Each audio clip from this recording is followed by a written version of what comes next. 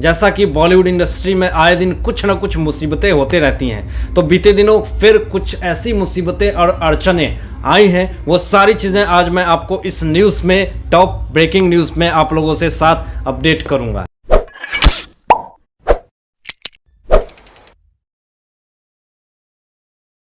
News update करने से पहले कुछ आपको टॉप लाइन में सुना देना चाहता हूं कि अक्षय कुमार और शाहिद कपूर की कौन सी फिल्म दीपावली में रिलीज होने वाली है और फैंस क्या उस फिल्म को प्रमोट करेंगे।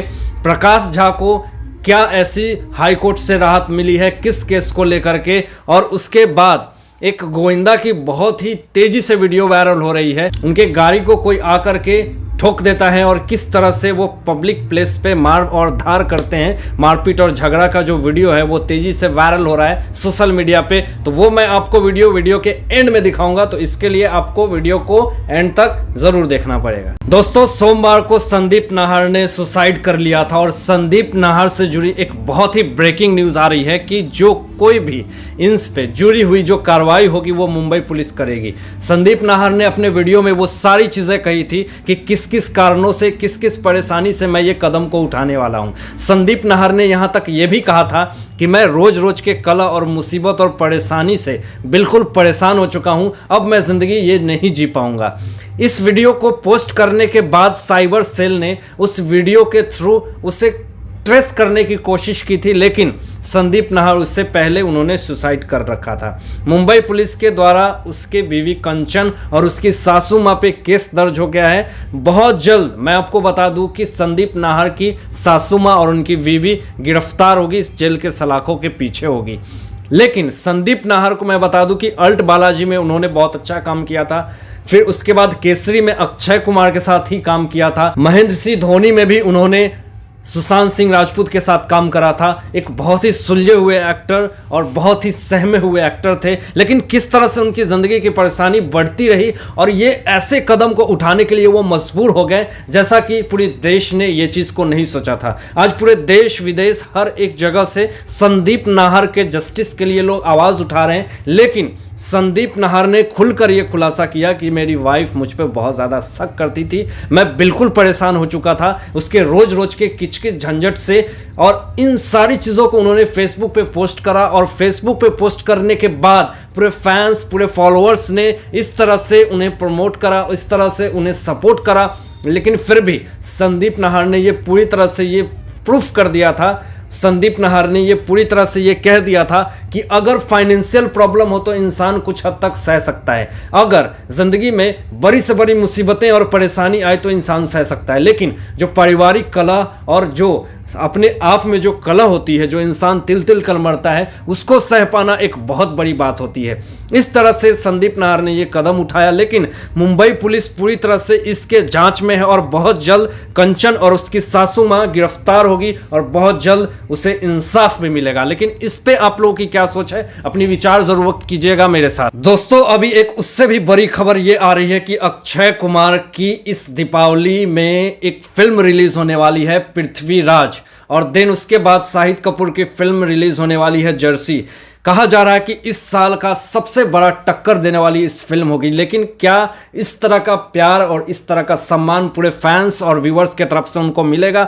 सबसे पहले बता दें कि 50 साल के करियर में यश राज फिल्म के तरफ से ये एक पहला ऐतिहासिक फिल्म होगा जिसमें पृथ्वीराज की कहानी को पूरी तरह से अच्छी तरह से देश और दुनिया को दिखाने की कोशिश की जाएगी। मैं आपको बता दूं कि अक्षय कुमार के अपोजिट पूर्व मिस वर्ल्ड मानुषी छिल्लर इस फिल्म में काम कर रही हैं। अब देखना यह होगा कि क्या इस दीपावली को यह फिल्म आती है तो कितना दर्शकों को लुभा पाती है। उसके बाद जो दीपावली पे रिलीज होगी फिल्म शाहिद कपूर की जर्सी, उसकी कहानी है कि वो एक अपने जिंदगी में बहुत ही टैलेंटेड होता है, लेकिन वो क्रिकेट में फेल होता है, वो एक अच्छा क्रिकेटर बनना चाहता है। इस फिल्म में उनके लीड कैरेक्टर में जो रोल प्ले कर रही हैं उनका नाम है मृणाल ठाकुर। ऑडियंस और व्यूअर्स के तरफ से ये जो रिस्पॉन्स आ रहा है, उनका ये कहना है कि लॉकडाउन और कोरोना की वजह से बहुत सारे लोगों ने अपने जॉब को छोड़ दिए, फाइनेंशियल प्रॉब्लम हो गया, बहुत सारी ऐसी सिचुएशन हुई जिस कारण से लोग थिएटर तक नहीं जा रहे हैं।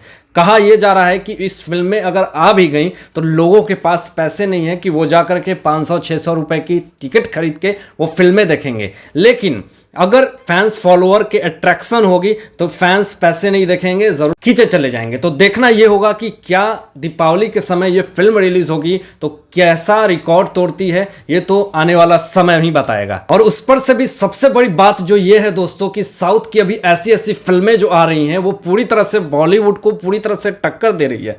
चाहे वो कोई भी फिल्में हो, वो साउथ के टक्कर से बॉलीवुड का बिल्कुल न्यू कंसेप्ट होता है। और ये जर्सी मूवी है जो बिल्कुल तेलुगु का रीमेक है, और ये इतिहास गवाह है कि बॉलीवुड इंडस्ट्री की ज्यादातर स्टोरियां जो होती है वो साउथ की रीमेक होती है, नहीं तो हॉलीवुड का कॉपी होता है। तो इस स्थिति में इनको दीपावली में इस दोनों फिल्म को रिलीज करना, क्या ये एक बहुत बड़ा रिस्क नहीं है? अपनी विचार, अपनी सोच जरूर व्यक्त कीजिएगा कमेंट बॉक्स में। इस पे आपकी क्या विचार है? जैसा कि करण जौहर के ऊपर नेपोटिज्म का कलंक लग चुका है, तो उस कलंक को धोने के लिए करण जौहर ने ये पूरी तरह से फैसला लिया कि मैं अब स्टार किड्स के बच्चे को लॉन्च नहीं करूंगा। अब किसके बच्चे को लॉन्च करूंगा? कि जो बॉलीवुड में इंडस्ट्री में थोड़ी बहुत स्ट्रगल किए हैं, तो उसको आगे बढ़ा करके अपनी इमेज को सही करूंगा। तो उसके लिए उन्होंने पिछले बार एक सोमवार को पिक शेयर किया था उनका प्रोफाइल तृप्ति डिमरी का, और उसको उन्होंने प्रमोट करा था अपने इंस्टाग्राम प्रोफाइल पे। दिन आज मंगलवार को उन्होंने गुरफ्तेह सिंह पीरजादा को प्रमोट करा है और उनकी प्रोफाइल, उनकी बायोडाटा शेयर करी है और कही है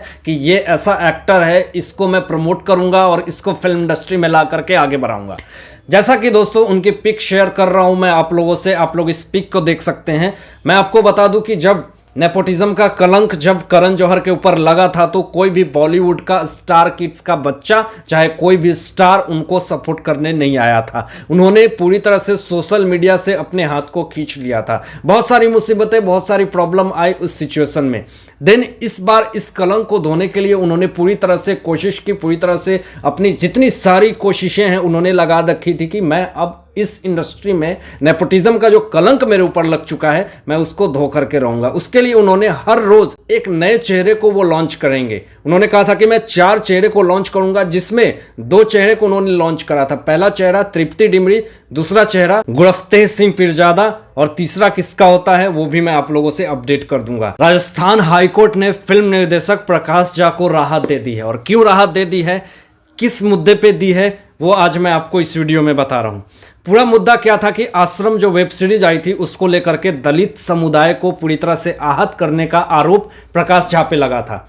उसमें यह दिखाया था कि किस तरह से एक आश्रम में जो बैठा हुआ महाराज होता है वो किस तरह से दूसरे का शोषण करता है। इस तरह से इस फिल्म में दिखाई गई थी कि पूरा दलित समुदाय उनके खिलाफ हो गया था और उनके ऊपर केस कर दिया था, जिस कारण से जो न्यूज आई है आज उसमें राजस्थान हाईकोर्ट ने पूरी तरह से उनको राहत पहुंचाई है कि अब इस केस को पूरी तरह से खत्म कर देनी चाहिए। तो फिल्म निर्देशक प्रकाश झा के लिए एक बड़ी खुशखबरी है। बता दें कि आश्रम वर्ड से दलित समुदाय को बहुत ही प्रॉब्लम हो रही थी कि आप अगर इस फिल्म का नाम चेंज कर दें, आप पूरे आश्रम को क्यों बदनाम कर रहे हैं, आश्रम वर्ड को क्यों बदनाम कर रहे हैं, क्यों दलित समुदाय को पूरी तरह से बदनाम करने की कोशिश कर रहे हैं। तो ये सारी चीजों को लेकर के राजस्थान हाईकोर्ट में उसके खिलाफ पूरी तरह से कार्रवाई हो रही थी। लेकिन आज जो हाईकोर्ट का फैसला आया है राजस्थान हाईकोर्ट की तरफ से, वो एक राहत देने वाला है प्रकाश झा के लिए। दोस्तों वीडियो के एंड में जो गोविंदा की वीडियो वायरल हो रही है कि किस तरह से एक ट्रैफिक सिग्नल पे उनसे झड़-झगड़ होती है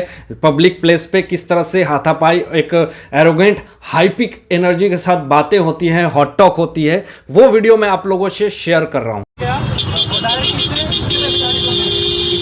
डिसिप्लिन थोड़ा गया, बंद करो ना, बंद करो मोबाइल है, बंद कर ली होगा। मेरा सिग्नल चालू है, कौन है ठहरो अभी, इसको हाथ मत लगाओ, अभी पुलिस। जैसा कि हर वीडियो में एक वायरल वीडियो में आप लोगों को बॉलीवुड से रिलेटेड शेयर करता हूं, तो हर वीडियो पे आप लोग अपनी राय और ओपिनियन जरूर देते हैं। तो इस वीडियो पे भी आप अपनी राय और ओपिनियन जरूर व्यक्त करें और अपना विचार जरूर व्यक्त करें कमेंट बॉक्स में। तो आज के लिए बस इतना ही, धन्यवाद।